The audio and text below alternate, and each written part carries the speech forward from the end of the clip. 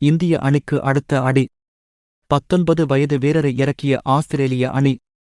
அதிரடி மாற்றம். India Australia விளையாடி வரும் டெஸ்ட் தொடருக்கான ஆஸ்திரேலிய அணியில் அதிரடி மாற்றங்கள் செய்யப்பட்டுள்ளன. அந்த அணியில் முதல் 3 போட்டிகளில் துவக்க வீரராக இறங்கிய நாதன் மெக்ஸ்வீனி அணியில் இருந்து நீக்கப்பட்டு இருக்கிறார். அவர் 3 போட்டிகளில் 72 ரன்கள் மட்டுமே எடுத்திருந்தார். அவருக்கு பதிலாக 19 வயது வீரர் ஒருவர் ஆஸ்திரேலிய அணியில் சேர்க்கப்பட்டு இருக்கிறார். அவரது பெயர் சாம் கோன்ஸ்டாஸ். சில மாதங்களுக்கு முன்பு அவர் சவுத் ஆஸ்திரேலியா அணிக்காக விளையாடி அடுத்தடுத்த உள்ளூர் டெஸ்ட் போட்டிகளில் 2 சதங்களை அடித்து இருந்தார். அதன் பின்பு இந்திய அணிக்கு எதிரான பயிற்சிப் போட்டியில் அவர் சதம் அடித்து இருந்தார்.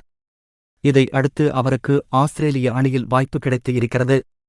சாம் கோன்ஸ்டாஸ் ஏற்கனவே இதே இந்திய அணிக்கு எதிராக பயிற்சிப் போட்டியில் சதம் அடித்து இருப்பதால் இந்திய அணிக்கு இது மேலும் அழுத்தத்தை அதிகரிப்பதாக உள்ளது. இந்த தொடரில் இதுவரை 3 போட்டிகள் நடந்து முடிந்துள்ளன. அதில் முதல் போட்டியில் மட்டுமே இந்திய அணி வெற்றி பெற்றது.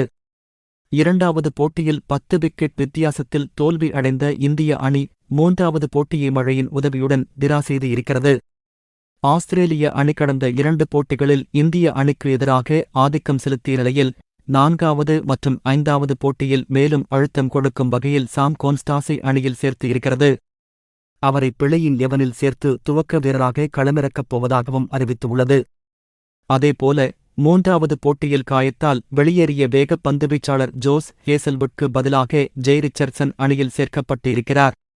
அவருக்கு பிளேயிங் 11 வாய்ப்பு அளிக்கப்படுமா என்ற சந்தேகம் உள்ளது.